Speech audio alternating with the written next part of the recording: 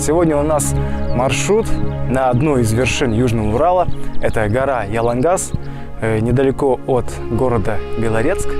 Туда мы пойдем вместе с одним из наших героев.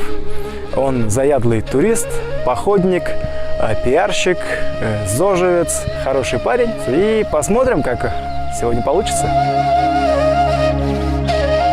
Восхождение на мою вершину продолжается. На этот раз мне предстоит пройти маршрут, который я ни разу не проходил.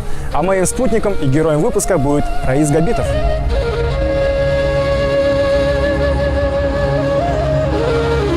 Написал незнакомый мне человек, поэтому я сразу не согласился. Но он сбросил ссылки, я посмотрел видео, поразился невероятному качеству картинки. Там были кадры с квадрокоптера, там были горы, и там было интервью человека, который идет на гору. Мне показалась эта история интересной. Я сразу подумал, где бы я мог сняться, да? И когда мы уже вступили в переговоры с Робертом, я предложил ему гору Ялангас. Где-то неделя переговоров, он согласился, и мы сегодня здесь, у подножия вершины. Известность Раису принесли социальные сети, Facebook и живой журнал. В 2013 году блогосферой Раис был признан самым красивым блогером. Герой нашего выпуска – участник блог-тура по очистке берегов Байкала. В составе группы скайранеров и альпинистов Раис принял участие в международных соревнованиях по скоростному восхождению на Эльбрус – высочайшую гору Европы. Моя вершина – это Эльбрус, моя вершина – это любимое дело, а моя вершина – это хороший проект, после которого охота убежать на вершину.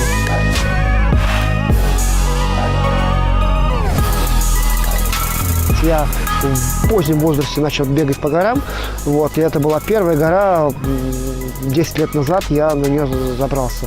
Ялангас на самом деле очень хороша тем, что у нее вершина такая, как пирамидальная, да, и с ее высоты почти все видно на 360 градусов. Все хребты, все вершины Южного Урала видны. Поэтому, когда мы поднимемся, будет прекрасный вид. Привет, Раис. Здорово. Как настроение? Прекрасно. Смотрю, у тебя экипировка такая необычная для походника. Это что, одежда марафонца? Ну, это скорее одежда скайранера, трейл-ранера, человек, который бегает марафон по посещенной местности. А мы же сегодня у нас больше такой пеший поход. Ну, просто удобно, когда у тебя минимум всего, и тебе идти легко. Поэтому, да. Ну и смотрю, шланг такой технологичный, это для воды, чтобы... Да, это гидратор, чтобы пить воду просто было легко. Я так смотрю, ты такой хай-тек турист. Ну, можно сказать так, да, потому что я считаю, что нужно сливаться с природой, но при этом тебе было, чтобы удобно, комфортно и быстро. А я такой в городском стиле. Ну, посмотрим. Я думаю, мы справимся. Конечно. Отлично. Ну, пойдем? Пошли.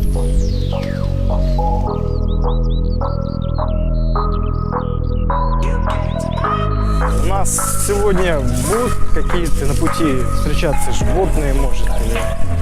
Слушай, как куропатки так часто очень попадаются по пути. Заяц может пробежать там, да. Теоретически часто видели медведей на Ялангасе. Но надеюсь, что мы его сегодня не увидим. Медведи было бы интересно, конечно, все-таки. Издалека хотя бы. Ты знаешь, наверное, если мы встретим медведя, первой мыслью у ваших ребят будет: давайте снимем быстрее это. И второй только надо убегать там.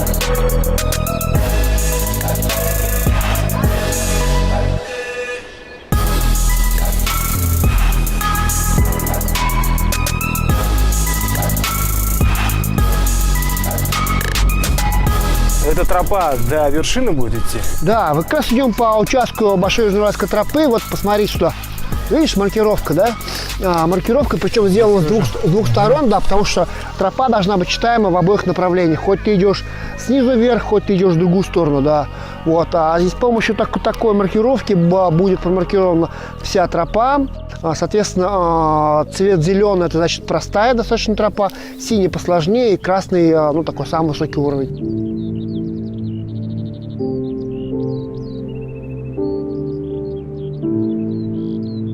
от бега идет энергия, от гор идет энергия. Как только заберешься наверх, ты сразу чувствуешь, как будто у тебя батарейки поменяли. И ты уже вниз бежишь с новой силой, понимаешь? Съездил на выходные, зарядился, и снова на неделю в городе работаешь с новыми батарейками. Даже преодолевая какие-то препятствия, это же можно аналогию провести с преодолением препятствий жизненных, понимание, осознание происходит, то, что проблемы не настолько-то и велики, и их решение с вершины гораздо проще.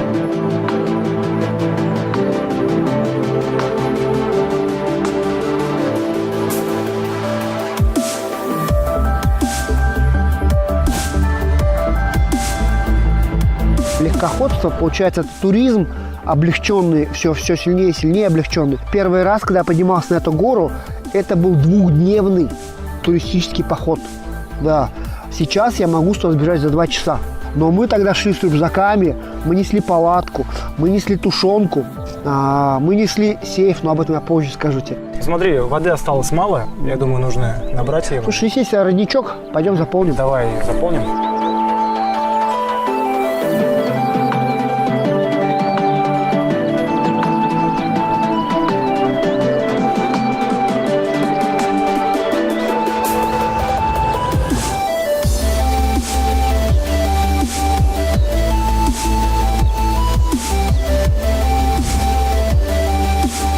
Скажи, Раис, какие должны быть действия у туриста, если он встретит медведя на такой тропе? Ну, смотри, медведь на самом деле не хочет сам нас встречать. Ну, конечно. Да, и он, человека на самом деле сторонится. Поэтому самое лучшее, что можешь делать, чтобы медведь слышал о тебе и ушел с пути просто. Как ни странно, самое лучшее — это какие-нибудь звуки, которые в природе, в лесу не существуют. Допустим, самое лучшее средство — ты берешь палочки и металлический звук. Да? Вот. Для него этот звук незнакомый, он похож на металл об металл, и медведь, слыша далеко эти звуки, старается уйти с пути. А если палочек нет с собой? Если палочек нет с собой, можно просто громко разговаривать, да, можно петь, да. Если радио включено, музыка тоже тоже срабатывает, да. Если на самом деле, вдруг неожиданно ты шел, да, и он бац, и ты его встретил, да, нужно остановиться, ни в коем случае не бежать, да, остановился и осторожно, пятясь, выходишь с его линии зрения, да, он тебя не видит, ты его не видишь, вы с ним разойдетесь, нужно с ним разойтись, вот и все. Надеюсь, этот совет кому-нибудь поможет. Надеюсь. И он останется в живых.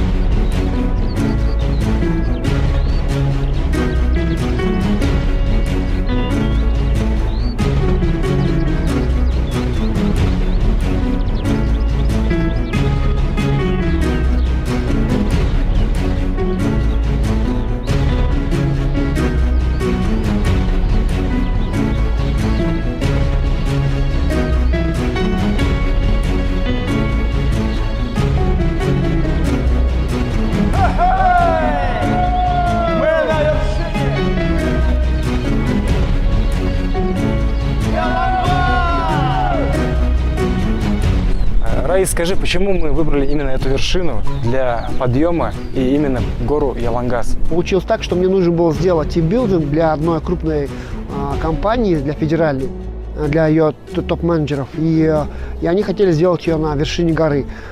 И мой друг, который разбирался в горах, он мне сказал, что Ялангас, она идеальна, потому что у нее очень хороший обзор, и до нее такая транспортная доступность хорошая. И в первый раз я забирался на гору, на эту, в проливной дождь, и я тащил в рюкзаке за спиной сейф. И у меня наступил момент экзистенции. Я поднимался с тяжелым рюкзаком, где бил меня по спине железный сейф, и думал, что я делаю, почему я здесь оказался, волею каких обстоятельств жизни привело меня к тому, что я иду с этим дурацким сейфом. Вообще, в чем смысл жизни, понимаешь? И когда я поднялся на эту гору, мы спрятали сейф, они поднялись, открыли сейф, из него еще один сейф, открыли него, из него достали телефон, позвонили по этому телефону, спасли мир. Тимбилдинг закончился, и на самом деле самый лучший тимбилдинг, вообще самое лучшее для топ-менеджмента там, или даже для, не знаю, Вообще для сплочения для людей в сплочения команду. любых людей, там, да, для детей, для взрослых, да, это подъем на гору. Почему? Потому что он сопряжен с физическими усилиями, то есть очень тяжело забираться, да, и тем, как бы, ну, ближе к концу, тем тяжелее это, да, вот. Ты из последних сил на воле уже, да, добираешься, и все вместе поднимаются, и когда ты поднялся, ты видишь эту чудесную картину. Твои легкие наполнены чудесно свежим воздухом, да. Ты видишь на десятки, сотни километров иногда вдаль, и никто на десятки километров нет никого выше тебя, вот. И ты понимаешь, что вот, ты это сделал, ты этого добился, да, это очень похоже на любую жизненную цель, да. Ты осуществил, ты на вершине находишься, да, вот. И в этот момент наступает то самое удовлетворение и счастье, да, вот. И поэтому, ну, вот, когда ты говорил про твой проект, про вершину, что ты в нем забираешься на горы, я подумал, что это очень крутая аллегория к жизни, ну, к любым жизненным ситуациям. Как я говорил, что с вершины Ялангас виден почти весь Южный Урал. Я говорю, что здесь Ямантау, Иремель, Зубчатки, Кумардак, Машак. Дальше вон колокольня, получается, видна. С той стороны видна Кирель, Малиновая, да. Вот. И Белорецк, да, немножко. Белорецк, да. Поэтому здесь одни из самых лучших видов.